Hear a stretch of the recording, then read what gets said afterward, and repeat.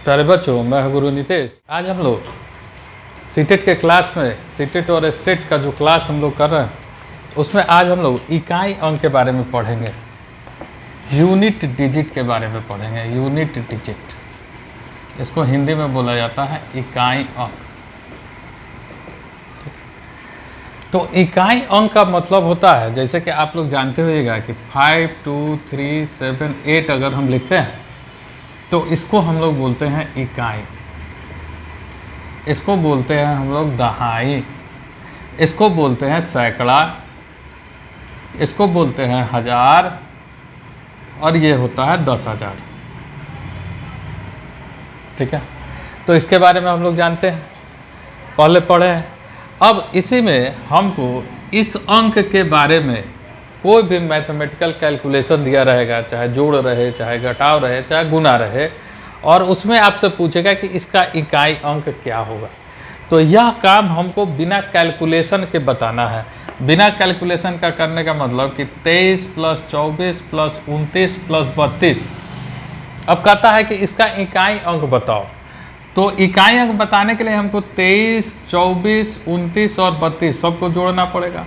जोड़ेंगे तो 4, 3, 7, 7, 9, 16, 16, 17, 18, 18 का 8 बच गया 1, 2, 1, 3, 2, 5, 2, 7, 3, 10, ये होगा 108। इसका इकाई अंक होगा 8। लेकिन इसके इकाई अंक के लिए इधर को, इस नंबर को जोड़ना है, या इसके बाद कोई भी नंबर दिया होगा उसको जोड़ने की कोई ज़रूरत नहीं है।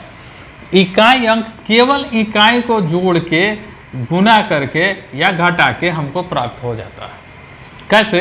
तो 4 + 3 7, 7 + 9 16, 16 का 6, 6 + 2 8, तो इसका इकाई अंक 8 होगा। अगर आप पूरा कैलकुलेशन किए तो भी 8 होगा, अगर केवल आप इनको जोड़े हैं तो भी 8 होगा। ठीक है, कोई दिक्कत नहीं। उसी तरह से अगर दिया रहेगा 52252 + 343 - 288, अब इसका इकाई अंक आपको निकालना है 288। तो आपको ऐसा नहीं है कि सबको जोड़ेंगे तब घटाएंगे, केवल इकाई के साथ हम लोग करेंगे। 2, 2 + 3 5 - 8। और अब जानते हैं कि यह नंबर इसके तुलना में तो दोनों को जोड़ने पे बड़ा होगा ही होगा। और सिंपल सा कैलकुलेशन होता है कि जब नंबर बड़ा होता है तो छोटा में से जब बड़ा को घटाया जाता है तो इधर से कैरी लिया जाता है। कैरी लिया जाएगा तो एक कैरी हो जाएगा, तो 10 15 हो जाएगा, और 15 - 8 7, तो इसके इकाई अंक पर क्या आएगा? 7 आएगा। ठीक है, तो जोड़ना हो या घटाना हो या गुना करना हो, गुना करना हो मतलब 23 × 24 × 27 × 29। अब इसमें भी हम लोग केवल इसी को लेके चलेंगे, केवल इकाई अंक को ही लेके चलेंगे। 4 तिहाई 12 का 2, 7 दूना 14 का 4, 9 चौका 36 का 6, तो इसका इकाई अंक होगा 6। ठीक है, उसी तरह से अगर हमको कहेगा कि 52 × 24 × 63, तो इसका इकाई अंक बताइए, तो 4 दूना 8, 8 तिरका 24, 24 का क्या होगा? यही इसका इकाई अंक होगा। इकाई अंक मतलब अकेला अंक, इकाई अंक मतलब और कोई है का ही नहीं। जोड़ में दिया है तो जोड़ के अनुसार चल रहा है। हाँ, जोड़ में दिया है तो जोड़ के अनुसार चलना है, गुना दिया है तो गुना के अनुसार चलना है, घटाव क्या होता है? घटाव के अनुसार चलना है। क्या बात, तो दोस्त कहाँ रह गए? इकाई अंक निकाल। ठीक है, तो जैसा कि आपको बताया जोड़ का चिन्ह है तो एक एक डिजिट के साथ वही काम करेंगे। 3 2 5, 5 में 8 जोड़ेंगे 13, 13 का 3, 3 में 9 जोड़ेंगे 12, 12 का 2, यही इसका इकाई अंक होगा। ठीक है, इसके बाद गुना का चिन्ह है। 6 चौका 24, 7 चौका 28, 8 अठाई 64, तो 4। ठीक है, फिर जोड़ है 2, 9 2 11, एक ही अंक लेना है, 11 में से 1, 2 1 3, और 3 - 2 1।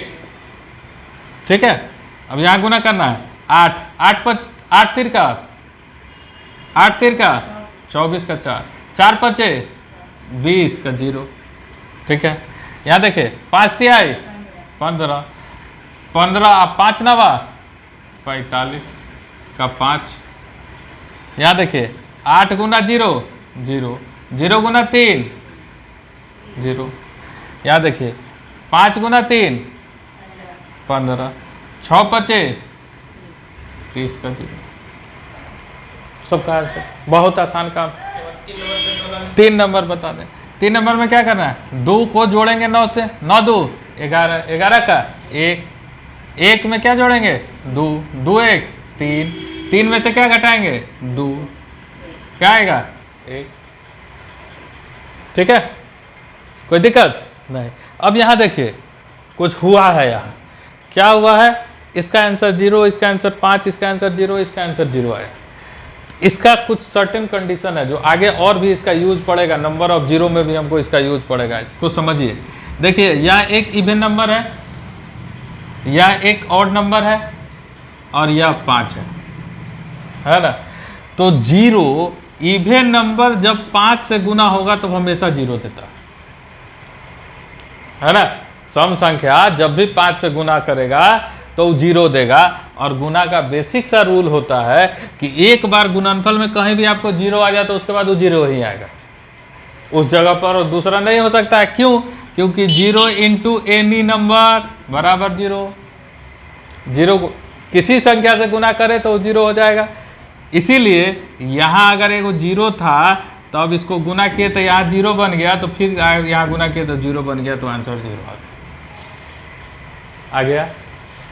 और यहाँ पे 5 आया है, यहाँ 5 था, यहाँ ऑड नंबर है, यहाँ भी ऑड नंबर है, इस बीच में कहीं कोई इवन नंबर नहीं है ना। तो अगर ऑड नंबर रहेगा उसको 5 से आप गुना कीजिएगा, कोई बीच में इवन नहीं रहेगा, तो यह हमेशा आपको 5 ही देगा। इसको समझ के रखना है ना। देखिए यहाँ 5 था, यहाँ ऑड था, यहाँ इवन आ गया, तो आंसर 0। अगर 5 के साथ इवन कहीं भी मिल जाएगा तो 0 बना देगा। अब 5 के साथ केवल ऑड मिलेगा तो 5 बनाएगा। ठीक है, फायदा क्या होगा, तो क्वेश्चन आपको देख के आंसर दे देना है, करने की जरूरत नहीं है। आपको क्वेश्चन में कहीं 5 और इवन दिखा तो सीधे 0, 5 और उसके साथ इवन कहीं नहीं दिखा तो 5, 0 कहीं दिख गया तो 0, बाकी कुछ इस तरह का दिखा तो करना है ना। इससे क्वेश्चन बहुत कम आता है। क्वेश्चन आता है, क्वेश्चन आपसे पूछेगा 252 का पावर 386, इसके यूनिट डिजिट पे क्या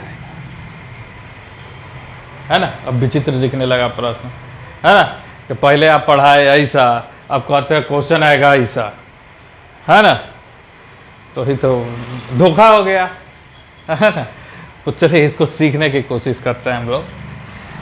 2 का पावर 1 क्या होता है 2, 2 का पावर 2 क्या होता है 4, 2 का पावर 3 क्या होता है 8, 2 का पावर 4 क्या होता है 16, 2 का पावर 5 क्या होता है 32, 2 का पावर 6 क्या होता है 64, 2 का पावर 7 क्या होता है 128, 2 का पावर 8 क्या होता है 256, 2 का पावर 9 क्या होता है 512, 2 का पावर 10 क्या होता है 1024, 2 का पावर 11 क्या होता है 2048, 2 का पावर 12 क्या होता है 4096। ठीक है, कोई दिक्कत नहीं। अब देखिए यहाँ 2 है, यहाँ भी 2 है, यहाँ भी 2 है ना। तो इकाई अंक कहता है कि आप 2 का कितना भी पावर कर दीजिए, आपको 2 4 8 6 के अलावा और कुछ भी नहीं मिलेगा। आपको इकाई अंक पर 2 का कोई भी पावर रख दीजिए, इकाई अंक पर 2 4 8 और 6 के अलावा आपको कुछ भी नहीं मिलेगा। भरोसा नहीं होता तो देखिए 3 का पावर 1 3, 3 का पावर 2 9, 3 का पावर 3 27, 3 का पावर 4 81, 3 का पावर 5 243, 3 का पावर 6 क्या होता है 3 3 का 9, 4 3 12, 3 दूना 6 1 7 729। ठीक है, कोई दिक्कत। अब देखिए यहाँ 3 था, यहाँ भी 3 है, यहाँ 9 था तो यहाँ भी 9 है। 9 को 3 से गुना कीजिएगा 7 आएगा, 7 को 3 से गुना कीजिएगा 1 आएगा, 1 को 3 से गुना कीजिएगा 3 आएगा। मतलब इकाई अंक पर 9 3 9 7 1 के अलावा कुछ भी नहीं आएगा। और केवल 2 3 नहीं, कोई भी नंबर ले लीजिए, उसका इकाई अंक 4 के बाद वो अपने आप को रिपीट करेगा ही करेगा, है ना। 4 के बाद क्या करेगा, अपने आप को रिपीट करेगा। इसका मतलब किसी भी नंबर का यूनिवर्सल साइक्लिसिटी 4 होता है। किसी भी नंबर का यूनिवर्सल साइक्लिसिटी क्या होता है? 4 होता है। मतलब 4 के बाद उससे पहले भी वो रिपीट कर सकता है, लेकिन 4 से ज़्यादा नहीं जा सकता है। जैसे 0 हर बार 0 ही देगा, 5 हर बार 5 ही देगा, 6 हर बार 6 ही देगा, है ना। और आगे देखेंगे 4 2 ही के बाद रिपीट कर जाता है, 9 2 ही के बाद रिपीट कर जाता है ना। 4 का पावर 1 क्या होता है? 4। 4 का पावर 2 क्या होगा? 16। 4 का पावर 3 क्या होगा? 64। 4 का पावर 4 क्या होगा? बोले 256। 4 का पावर 5 क्या होगा? 1024। 4 का पावर 6 क्या होगा? 4096, है ना। तो 2 ही के बाद रिपीट कर रहा है। मैक्सिमम 4 तक जाता है, इसलिए किसी भी नंबर का यूनिवर्सल साइक्लिसिटी क्या होता है? 4 होता है। ठीक है, इतना समझ में आया कि किसी भी संख्या का यूनिवर्सल साइक्लिसिटी 4 होता है। इसका मतलब कोई भी नंबर के ऊपर कितना भी पावर रहेगा वो 4 के बाद अपने आप को रिपीट करने लगेगा। ठीक है, 4 के बाद अपने आप को रिपीट करने लगेगा। कोई दिक्कत इसमें? बोले कोई परेशानी नहीं। अब 4 के बाद रिपीट करने लगेगा तो हमको जब प्रश्न इस तरह का दिया रहता है कि 252 का पावर 386, तो हमारा काम क्या होता है कि हम इस पावर को 4 से भागा दे देते हैं।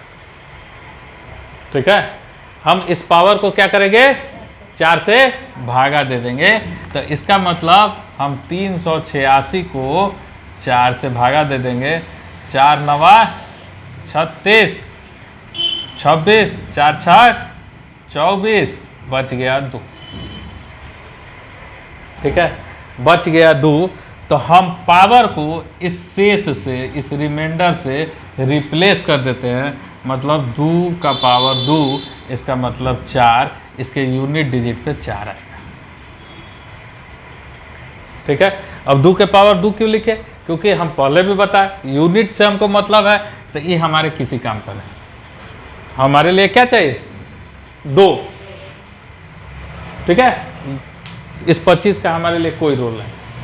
साथ ही साथ 4 से डिविजिबिलिटी का रूल कहता है, 4 से डिविजिबिलिटी का रूल कहता है कि वह सारी संख्याएं 4 से विभाजित होंगी जिसके अंतिम 2 अंक 4 से विभाजित हो या अंतिम में 2 0 हो। यह नंबर 4 से विभाजित होता है। ठीक है, 4 से विभाजिता का रूल कहता है कि वह सारी संख्या 4 से विभाजित होगी जिसका अंतिम 2 अंक 4 से विभाजित हो या अंतिम में 2 0 हो। ठीक है, और इसी विभाजिता का नियम का कन्वर्स कहता है कि अगर आप किसी संख्या में 4 से भागा देते हैं, अगर आप किसी भी संख्या में 4 से भागा देते हैं तो शेष वही आएगा जो उसके अंतिम 2 अंक में 4 से भागा देने पर आएगा। अभी आपके सामने 386 को हम 4 से भागा दिए तो शेष आया कितना? 2। अगर हम केवल 86 को 4 से भागा दे तो भी हमको शेष 2 ही आएगा। ठीक है, 400, इसका मतलब 386 को 4 से भागा नहीं देना है। इसका मतलब जैसे हम 25 को हटाए थे, ये हमारे किसी काम का नहीं है, उसी तरह से ये 3 जो है ये हमारे किसी काम का नहीं। मतलब क्वेश्चन किसी भी फॉर्म में लिखा हुआ रहे, आपको केवल यूनिट डिजिट लेना है और पावर का लास्ट 2 डिजिट लेना है। बाकी सब बेकार है, सब मोह माया है ना। आपको प्रश्न में केवल यूनिट लेना है और पावर में आखिर का 2 डिजिट लेना है, दाएं तरफ से 2 डिजिट लेना है, बाकी कुछ भी नहीं लेना। ठीक है, इसमें से कुछ लिखना चाहते हैं तो लिखिए। उसके बाद फिर बोले आपको कि अगर x का पावर y, क्वेश्चन ऐसा ही रहेगा कि अगर x का पावर y है तो इसको बोला जाता है बेस और इसको बोला जाता है पावर। ठीक है, हमको क्या करना है? रूल मेरा कहता है कि पावर को 4 से डिवाइड कर देना। ठीक है, रूल मेरा कहता है कि पावर को 4 से डिवाइड कर देना है। तो डिवीजन का रूल कहता है कि अगर आप किसी संख्या को जिस संख्या से भाग देते हैं ना, उतना ही शेष आपको मिलेगा, उससे ज़्यादा कम शेष नहीं मिलेगा। अगर आप किसी संख्या को 4 से भागा देते हैं तो 4 को शेष मिलेगा, 5 से भागा देते हैं तो 5 को शेष मिल सकता है।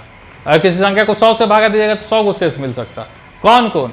तो 0, 1, 2, 3 मिलेगा ना, इससे छोटा 0 से लेकर यहाँ तक का नंबर। तो 0 इंक्लूड हो गया तो 4 नंबर पूर गया। तो अगर किसी संख्या को हम 4 से भागा देंगे तो हमको शेष मिलेगा 1, 2, 3 या शेष मिलेगा 0। ठीक है, शेष मिलेगा 1, 2, 3 या शेष मिलेगा 0। तो अगर शेष 1, 2, 3 मिलेगा तो हम पावर को शेष से रिमाइंडर से रिप्लेस कर देंगे, बदल देंगे, रिप्लेस कर देंगे, बदल देंगे। और अगर हमको शेष 0 मिलेगा तो हम पावर को 4 से बदल देंगे। ठीक है, क्यों 4 से बदल देंगे? तो 2 का पावर 1 2, 2 का पावर 2 4, 2 का पावर 3 8, 2 का पावर 4 16, 2 का पावर 5 32। तो अगर 2 का पावर 4 होगा, 2 का पावर 4 होगा तो 4 से कट जाएगा, है ना।